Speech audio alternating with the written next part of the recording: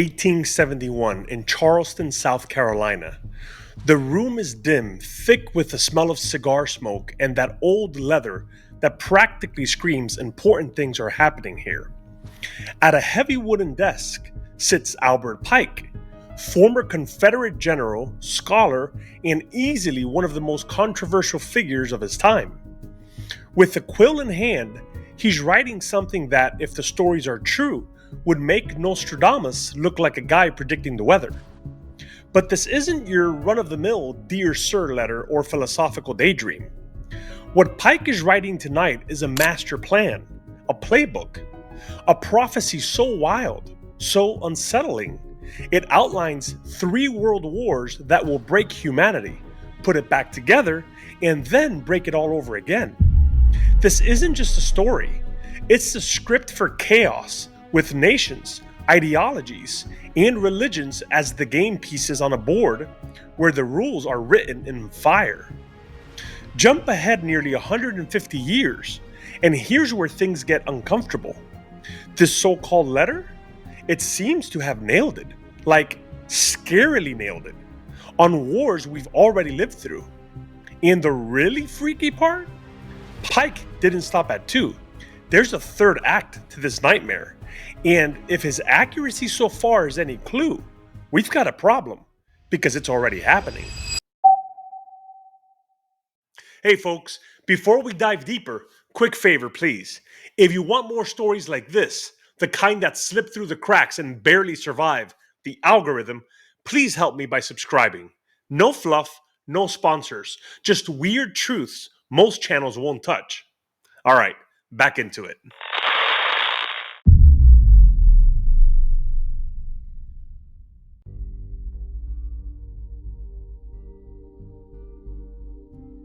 In the shadowy corners of conspiracy lore, there's one story that always gets people talking.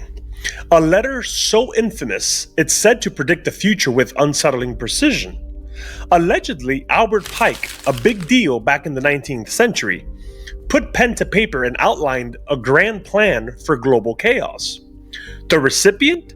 Giuseppe Mazzini, an Italian revolutionary and fellow Freemason, who had his own ambitious ideas for how the world should work. According to legend, this letter doesn't just map out history, it scripts 3 world wars, each one designed to torch the old ways and usher in something completely new. Spoiler, it's not a happy ending. Albert Pike wasn't your average guy. He was a former Confederate general, a brainiac who spoke multiple languages, and a key figure in Freemasonry. His book, Morals and Dogma, is still a must-read in Masonic circles, if you're into esoteric philosophy and complex ideas that make your head spin. But Pike wasn't just a thinker. He had a reputation for being a bit of a wild card, dabbling in philosophies that some folks found more than a little unsettling. And then there's Mazzini, his counterpart in this alleged master plan. The guy was all about revolution. He dreamed of a united secular Italy, but he wasn't stopping there. Mazzini had a knack for strategy, building secret societies, like some people collect baseball cards. So naturally, when Pike supposedly wrote to him, it wasn't about the weather. It was about laying out a plan so audacious, it would allegedly ripple through time. The letter itself? It's said to read like a blueprint for global chaos. 3 world wars, carefully orchestrated to dismantle the old world order and clear the way for, well, let's just say it wasn't rainbows and unicorns. This wasn't just a quirky exchange between 2 pen pals. This letter was a strategic playbook. For over a century, its eerie predictions have aligned a little too closely with the biggest historical events of our time. That kind of mystery? It's catnip for conspiracy theorists. The legend goes that Pike's letter wasn't just a wild idea. It was supposed to guide certain secretive circles, ensuring every step of the plan played out as intended. Freemason halls in Charleston to revolutionary hotspots in Europe, the ideas supposedly contained in this letter spread like wildfire, embedding themselves in the events that shaped the modern world.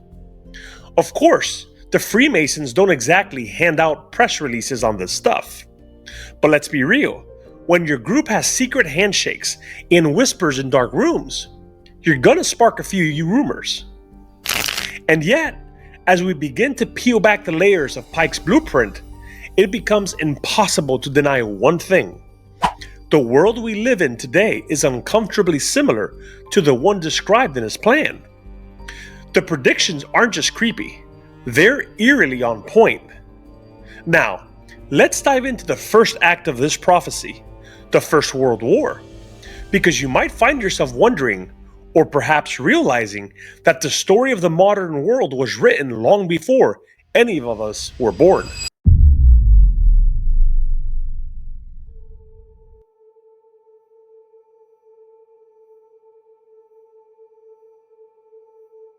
Albert Pike's letter didn't just predict a war, it laid out a master plan for global upheaval that reshaped everything.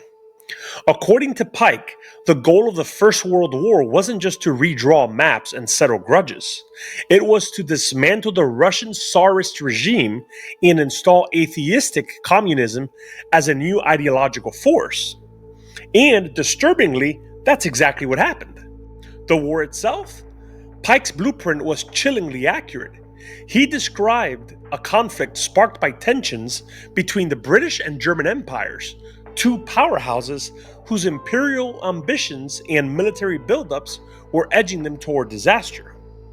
By 1914, it only took the assassination of Archduke Franz Ferdinand to ignite the powder keg. But let's be honest, the world was already hurtling toward chaos, just as Pike had foreseen. And then came the aftermath. This wasn't just about soldiers and trenches. This was about dismantling the old world order. Nowhere was this clearer than in Russia, where the Tsarist regime crumbled under the weight of revolution. By 1917, Lenin and the Bolsheviks seized power, armed with Marxist ideology and a vision for a godless state. Pike's letter predicted this upheaval, outlining a future where religion would be eradicated and replaced with a cold atheistic system. And they didn't waste time. The Russian Orthodox Church, a cornerstone of culture and tradition for centuries, was gutted overnight. Clergy were persecuted, churches were shut down or repurposed. And atheism wasn't just encouraged, it was downright enforced. Religion, Pike warned, would be one of the first casualties of this war, and it was. But Pike's plan didn't stop with Russia. He wrote that communism would spread, destabilizing governments and taking aim at religion worldwide. And sure enough, after the world, Marxist uprisings flared across Europe and Asia. Germany, Hungary, China. Revolutions were lighting up the map like dominoes falling. It wasn't just an ideology anymore, it was a global movement. Even the assault on religion didn't stay confined to Russia. Wherever communist ideals took hold, faith was targeted. Churches were silenced, clergy disappeared, and devotion was redirected from higher powers to the state itself. Just as Pike's letter described, the First World War wasn't just a battle of nations. It was the foundation for a new, godless ideology to take root. And if you think that was bad, Pike's letter didn't end with one war. It laid out a trilogy of destruction. The First World War was just the opening act. The Second World War, that was the escalation. The next step in a horrifying plan. The curtain was rising on the next chapter, and the world was completely unprepared for what came next.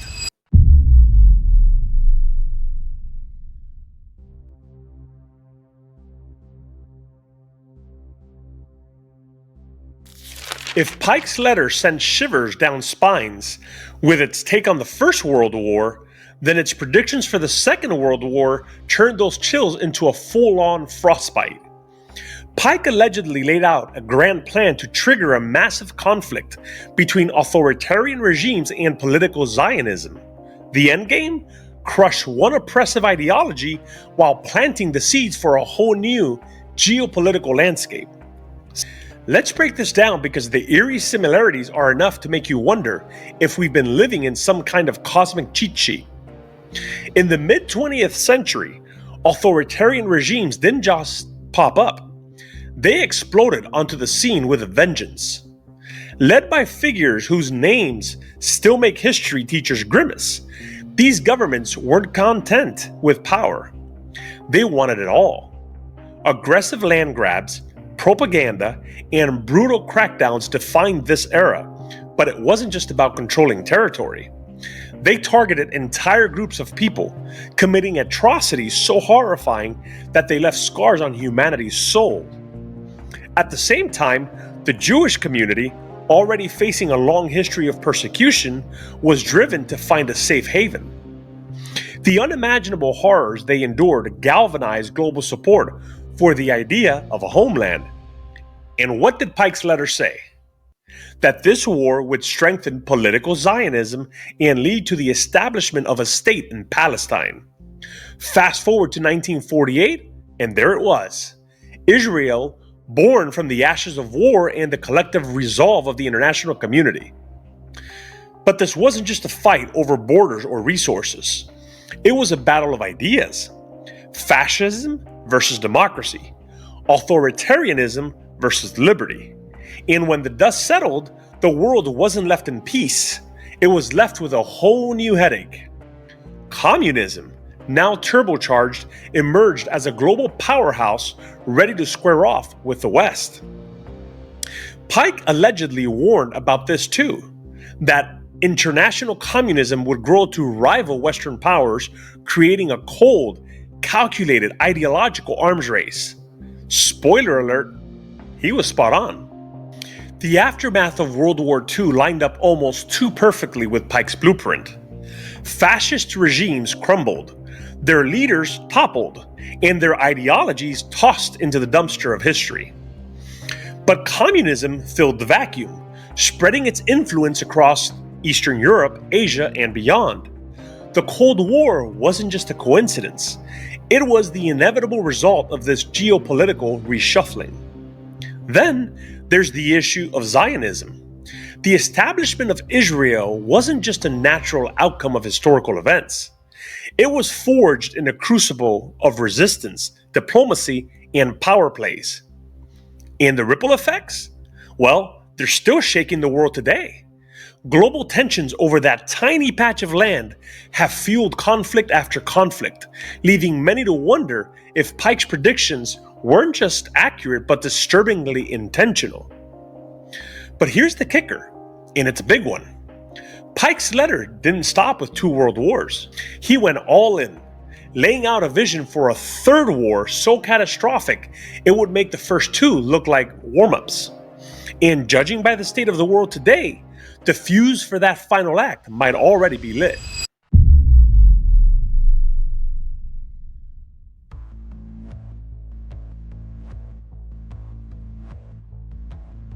And now we hit the big one, the big tamale, the grand finale in Albert Pike's alleged doomsday trilogy, the Third World War. According to this letter, Pike claimed this war wouldn't just be your run-of-the-mill global conflict. No. This one would pull the rug out from under humanity, leaving the world in a state of total chaos. The supposed master plan? Stir up a massive showdown between political Zionism and the Islamic world. Let it spiral into mutual destruction, and then, when the dust settles, dismantle religion entirely to pave the way for a new world order. Here's how Pike supposedly envisioned it. The war wouldn't be about victory or losers. It would be about obliteration. Nations, ideologies, faiths, burn it all to the ground. Out of the rubble, Pike predicted, nihilists, basically people who think nothing matters, and atheists would be unleashed like rabid dogs to rip apart whatever fragile scraps of society were left. The end goal? A one-world ideology that says goodbye to God, morality, and individuality, and hello to total control. Now, Take a good hard look at the world today. Does any of this sound vaguely familiar?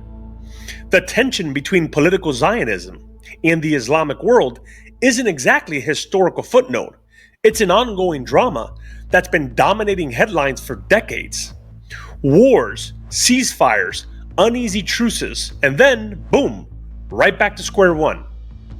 Extremist groups on both sides? Check. Proxy wars in the Middle East? Double check. It's like we've been stuck on a geopolitical hamster wheel since, well, forever. Remember the war on terror? That wasn't just about boots on the ground or drones in the sky. It was a battle of ideologies, secular democracies versus insurgent movements, rooted in deep cultural and religious beliefs. The parallels to Pike's blueprint, kind of hard to ignore. And let's not forget how technology has thrown gasoline on this fire. Social media algorithms love chaos, amplifying cultural and ideological divides like some dystopian DJ cranking up the volume. Misinformation spreads faster than the truth ever could, pitting communities against each other at the speed of a click. Meanwhile, trust in governments, religious institutions, and even science is plummeting. Everything's strained to the breaking point. Again, does it sound familiar? Because it sure feels like someone's following Pike's alleged playbook step by step. But wait, it gets worse. Pike didn't just describe the war, he painted a horrifying picture of the aftermath.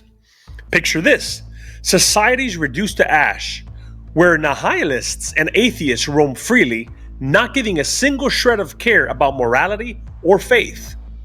Institutions crumble like sandcastles at high tide. Nations fracture. People are left standing in a world where there are no gods, no beliefs, no meaning. Just a big, empty vacuum where humanity's purpose used to be. And from this vacuum, Pike predicted the rise of something new. A system that isn't just a government but an all-encompassing ideology. One that promises peace, but only in exchange for total submission. No gods, no higher power, just one world control. Look around. Religious affiliation is in freefall worldwide. Trust in institutions is at an all-time low. Political polarization is a dumpster fire, and social unrest is becoming the new normal. Fringe ideologies aren't just whispering in the corners anymore. They're shouting from megaphones. Whether you believe Pike wrote this letter or not, it feels like we're living out the plot and the pilot episode of this apocalyptic Netflix series. And here's the kicker. If Pike's first two predictions were so eerily accurate, what does that mean for this one? Because let's face it, whether this was a meticulously written script or just a cosmic coincidence, the world feels like it's already rolling into Act 3. So let's buckle up.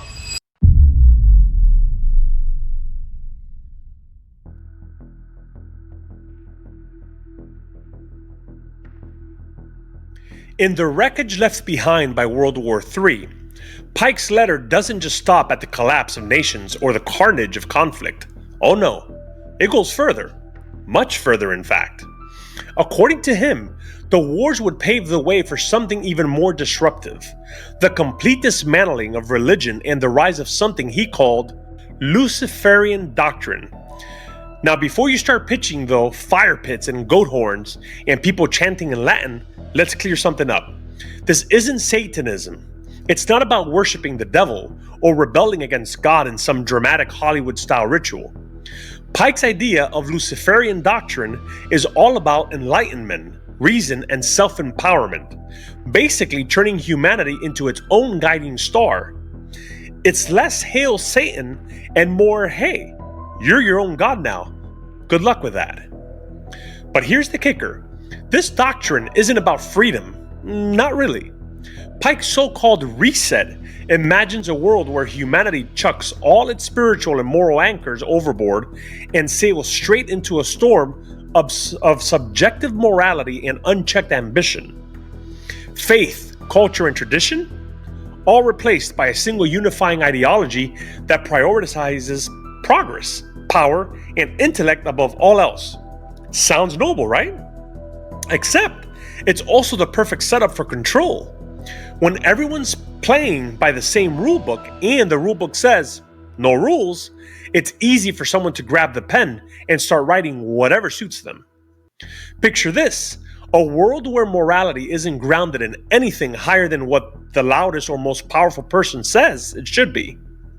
Where progress becomes the only goal, even if it means stomping all over what makes us human.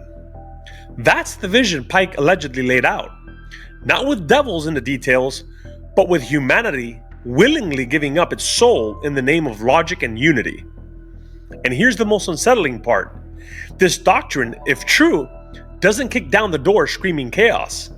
It walks in quietly, smiling, promising solutions to the mess we've made. It's not destruction with fire and brimstone. It's control disguised as progress. And in the vacuum left by discarded faith, Pike allegedly saw something rise. A new order, one that wouldn't need to shackle the body because it would already have a firm grip on the soul.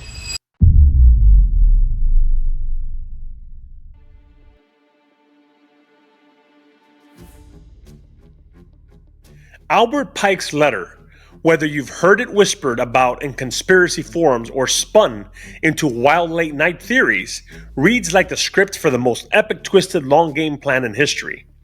3 world wars, each bigger and messier than the last, all leading to a global reset. One world, one ideology, no religion. It's the kind of story that feels tailor-made for tinfoil hats and campfire chills. But let's take a step back. Is this letter even real? Here's the deal with Pike. He wasn't just some random guy scribbling doomsday notes in a smoky back room. He was a Confederate general, a lawyer, and one of the most prominent Freemasons of his time. His book, Morals and Dogma, is still considered a cornerstone of Masonic philosophy. But here's the thing. It's a dense philosophical text, not a step-by-step guide for world domination. It doesn't mention world wars, a Luciferian doctrine, or any secret global cabals. So while Pike was a big deal in intellectual circles, he's not exactly screaming shadowy puppet master. Then there's the origin of this so-called letter. It didn't even surface in Pike's time. Nope. It popped up in 1925 thanks to a guy named Taxil, a French writer who could have given the Brothers Grimm a run for their money.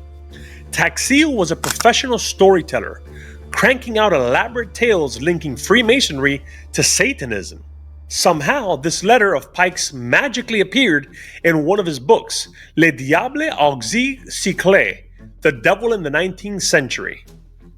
Let's just say that's not exactly a glowing endorsement of credibility. The story didn't really take off until William Guy Carr, a Canadian conspiracy theorist, gave it a spotlight in his 1958 book, Pawns in the Game.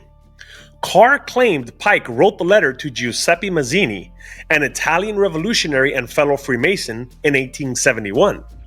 According to Carr, the letter mapped out 3 world wars with uncanny accuracy. Sounds convincing, right? Except Carr never provided any evidence. No drafts, no copies. Just hearsay and some serious leaps in logic. And then there's the British Museum angle.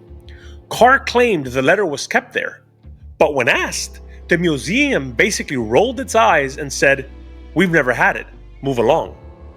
No records, no copies, nothing. Yet despite all this, the story refuses to die. Why?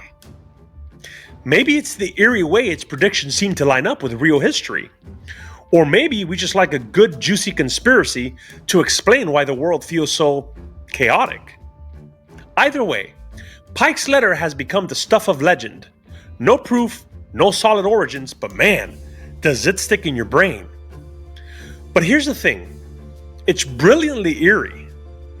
Even if it's not true, it still makes you stop, think, and wonder, what if? Albert Pike's letter isn't just some eerie artifact from the depths of conspiracy lore. It's a mirror, but not the funhouse kind that distorts reality. No, This mirror reflects something much closer to home and far more unsettling. Us. Forget the Freemasons, the Illuminati, or the secret handshake society supposedly plotting in smoky backrooms. Let's strip it all down to the basics. What's this letter really about? Power, division, conflict, control. Sound familiar? It should. That's humanity's oldest trick in the book. We've been pulling the same play since the first caveman looked at another and thought, you know what? I could really use that stick he's holding. Here's the kicker. If this letter didn't exist, and let's not kid ourselves, it probably didn't, we still wrote it.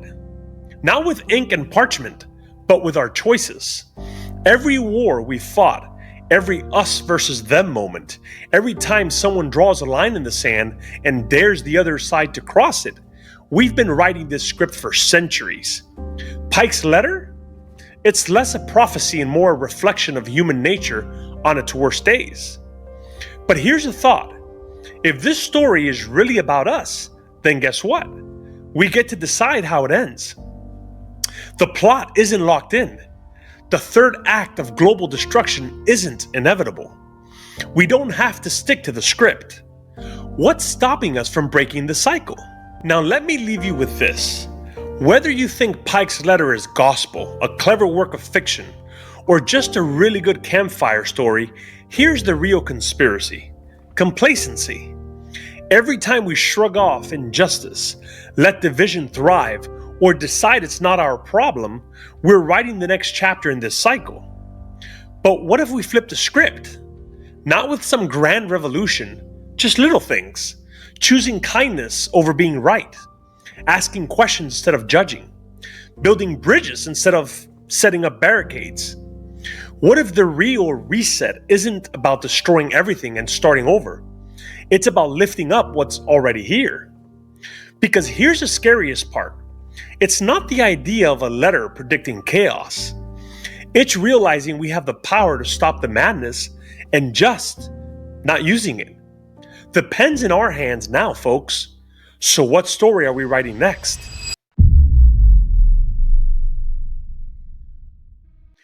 Alright, you made it to the end. I'm Ralph, and this has been another crazy ride on Divergent Files. If you laughed, learned something, or just didn't totally hate this, smash that like button, hit subscribe, and poke all the buttons that make the YouTube algorithm gods happy. Now, a big ol' shout out to our Patreon crew. Seriously, you're the real MVPs.